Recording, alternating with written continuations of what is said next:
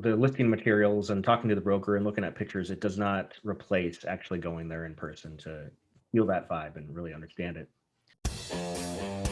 Hello and welcome to Pillars of Wealth Creation, where we talk about creating financial success with a special focus on business and real estate.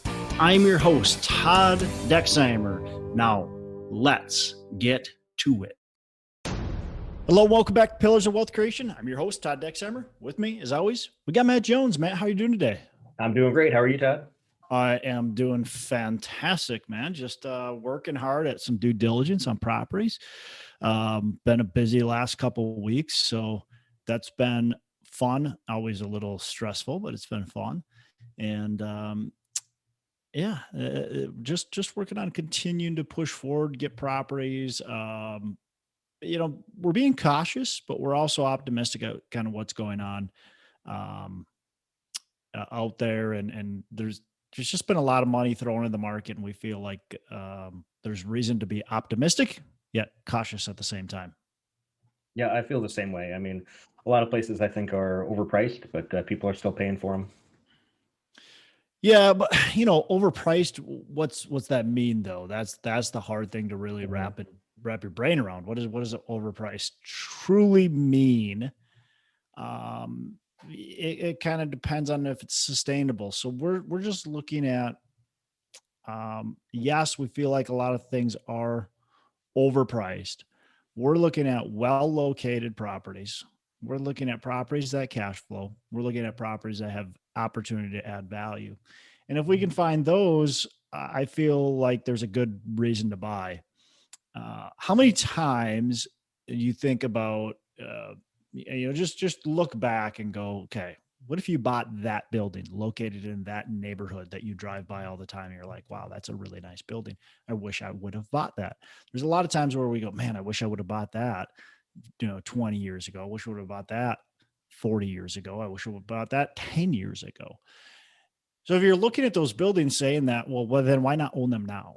Right? Because there's never a time where you're like, man, I wish I would have bought that building. And you're going, oh, I'm glad I didn't buy that building. No, there's sometimes you say that, but it's typically in a neighborhood that maybe things didn't quite work out, or you bought for way too much and the cash flow just wasn't there.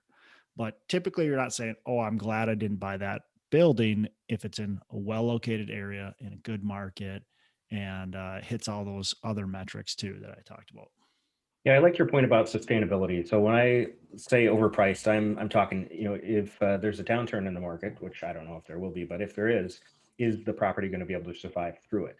And if it's at a price point that it won't cash flow enough to survive, then for me, that's overpriced. That's overpriced. Exactly. Yep. That's how you qualify it. It's not that everything's overpriced. It's that property is overpriced. So Matt, I wanted to talk about you. All right, let's do it. Yeah. You're like, what? Wait a second now. So you decided to jump in a plane and go to North Carolina. Is that correct? Yes. Yep. I just got back a couple days ago. And this is your first time there. Why did you decide that it was important for you to get in a plane and go to North Carolina? Well, I mean, I chose North Carolina as my target market, specifically the Raleigh-Durham area, because it checked all the boxes. And so the numbers made sense. But, with real estate, it's not really real until you actually do it. And the market isn't really real with connections and with understanding it until you've actually been there. So it was really important for me to meet with the people that I already started building relationships with over the phone and over the internet, to build stronger connections with them to help me as my local team. Yeah. So, I mean, there's some really important things you said there, right? I mean, real estate's still local. A lot of people are like, oh, you can buy real estate anywhere. Well, that's true, but I feel like it's also still local. It's also still a relationship business. We have to build relationships with brokers. They have to be able to trust us. I think that's probably the biggest thing that we have to do is build those relationships with the brokers. I feel like it's really good to build relationships with the property managers that are local as well. So can you do a lot of it from your pajamas at home? Yeah, Yeah, you can do a lot of it from home, but you also have to physically be there. And for these brokers to take you serious, I feel like you have to do exactly what you just did, is take a trip down there and meet with them. They get phone calls I mean, every day they get a lot of phone calls from people from all over the country wanting to buy their, real estate in their market, and especially a market like Raleigh and markets that have been doing well for a while. They're getting a ton of calls from people. And how do they sift through who they should take serious and not? And that just comes down to, quite frankly, typically the people that they physically meet, the people that have actually came into town, met with them, had coffee with them, had lunch with them, whatever, sat down in their office. Those are the people they're going to take a lot more serious. And of course, it's just not one time, right? You can't just meet with them and now expect the magic to happen. Matt, you're going to have to continue to communicate with them, but that's a big thing. So Matt, tell me a little bit about your itinerary. What did you do? What was the main kind of goals that you tried to accomplish? Well, a few goals. First was meeting with the local brokers as well as property management that I had identified before that I liked, and some local investors as well to help me to look through some properties. And then I also, toured around the area, got to know the neighborhoods a little bit better, and see physically what's, growing, what's expanding, what's being built anew. I mean, Google Maps just doesn't cut it with really understanding the local market. Mm. And so I think that was the main thing. And I also toured a few properties as well that I had underwritten just to see what my assumptions were, if they, compared to real life. Nice. Yeah, and that's so true. Like Google Maps and just, research and statistics tell you certain things about neighborhoods, but they don't tell you the entire story. It just doesn't. Until you get there, until you can, there's nothing that can replace just that vibe, that feel, right? So I just mentioned I'm doing due diligence on several properties. And I've got a few properties that I'm purchasing. One is pretty turnkey assisted living deal. The other one's the opposite. And I walked into the buildings, and the minute I stepped into the one building that's turnkey, I realized it was even better than what I thought. The vibe was there, the energy was there. You could just feel it. Honestly, the people there, you could feel not only the residents but the employees. It just, that vibe was there. You walked into the other one and you felt the negative energy. Now, it was actually better than what I thought, but it was a noticeable difference between the two buildings. The vibe, the feel, the energy that the residents were giving off, it was just a noticeable difference. But at the same time, it allowed me to go into both of them. The one of them, I went, wow, this is way better than I thought.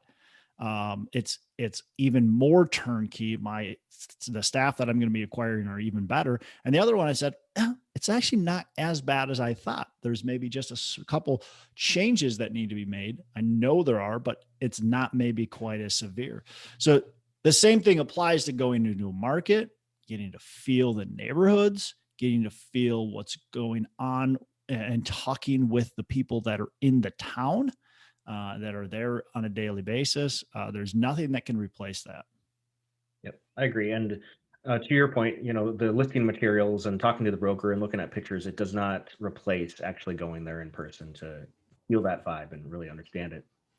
Yeah, and I mean, you've done one trip there, right? So Yep. let's be honest. You're not an expert on the market. It's a big market. You don't know everything yet. It's not like it's a town of 5,000 people where you're able to spend 3 days there and you pretty much know everything, right? So you still have a ways to go. But now what you can do is you can take a lot of the information that you've gathered and continue on your research. And then the next time you're there, you'll get to know more neighborhoods, more of the market. You'll continue to improve that, but you have an overall feeling. So now when you get this listing and it's on the southeast side of the city, you've already got that feeling, that you go, oh, southeast side, that's a great area.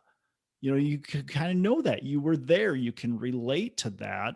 You can say, okay, let's look at it. Now, you might not know exactly that neighborhood, but at least you go, okay, I think this is actually a pretty general good area where I want to be, and I can do a little research, and then when I get there, I'll know. Yep, exactly. And inverse is true too. Like there was one submarket that I was excited about before going there, but then once I drove through it and was checking out the apartments, I realized everything's brand new. There's no like Mm. older stock available. So this submarket, even though it's growing, it's not what I'm looking for with a like a B or C class of a property. Yeah, so it's an exciting submarket, but it's not exciting for you. It doesn't fit your business plan. Yeah, good point. So, how many different brokers did you meet? Were you able to meet with? Two in person. Okay, so a couple in person, and then property management companies. You met with Uh, a couple of those too. I met with one. I had interviewed a whole bunch previously, but then one kind of shone above the rest, and they seem to Yep, match what I'm looking for. yep. And how many days did you spend there for business purposes? Uh, Three altogether. 3 altogether. Okay. That's great. And I'm assuming you rented a car. Did you drive Mhm. around, exploring neighborhoods and stuff like that? Yep, exactly. Yeah. Any, so you had some success. What were some things that you go, man, I wish I would have done this a little bit better, or the next time I am going to do this? What are some of those things? Get some more referrals. My schedule, I think I could have fit in a lot more meetings with other brokers and other investors. And so, I now have a basis of locals that I can connect with, and then also reaching out to them again and saying like, who should I meet with as well? Who should I bring into the fold? So maybe spend a little bit more prep time Yep, prior to leaving. exactly. Okay. Okay. Anything else that like with that trip that you learned that can be helpful for our listeners? I would say know what you're looking for. If you just go there like, oh, I'm really excited about this market, and you don't have a sort of guidance of what you're aiming to get out of that trip, then you're not really going to get much. But if you have specific goals to achieve, then you can strive towards getting those, whether it's information or connections or more deals or what. How many days has it been since you were there? Ooh. 2. So you just got back. Mhm. Okay. So are you reaching back out to anybody that you met today? Yeah, I'm doing that today. Yeah. Perfect. Perfect. That's what a big thing I would suggest. Anybody you go to a market, reach out to them within a day or two. So it's, today, the day we're recording this is a Monday. So obviously Saturday, Sunday, not a big deal. Don't need to reach out to them. But, today's Monday. You should reach out to them. You should thank them for meeting with you. You should remind them exactly what you're looking for. And you should tell them how excited you are about the market again. Really cool, allows you to reconnect. A phone call too, it would be okay, but I think an email is just fine. After that, then we just want to make sure we maintain good connections with these people. We've already met with them one time. Now it's time to keep good connections. And I suggest people do that in multiple different ways. So, one of the things we can do is we can send an email and say, hey, just a reminder, I'm looking for this. We can call, we can say, hey, just a reminder, I'm looking for this, blah, blah, blah. But we also can make it about them sometimes.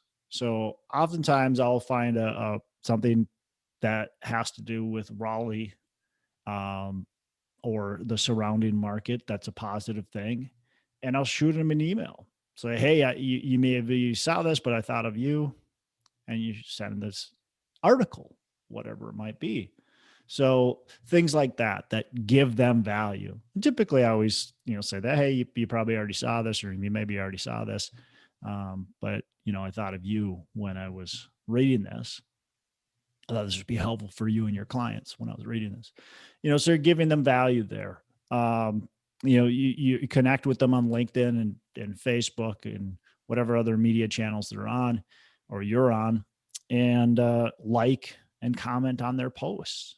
Those types of things are subtle things that help you build relationships with these brokers. That doesn't make you the annoying person that's always just asking, right?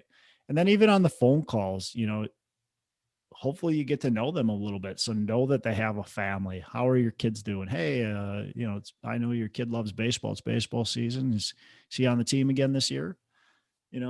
Those types of things help build true relationships with these people and make them think about you first versus the people that are just always asking. Yeah, exactly. I mean, it's all about adding value to each other. If you're just trying to take and take and take, then that's really off-putting for most people. Yeah. Yeah.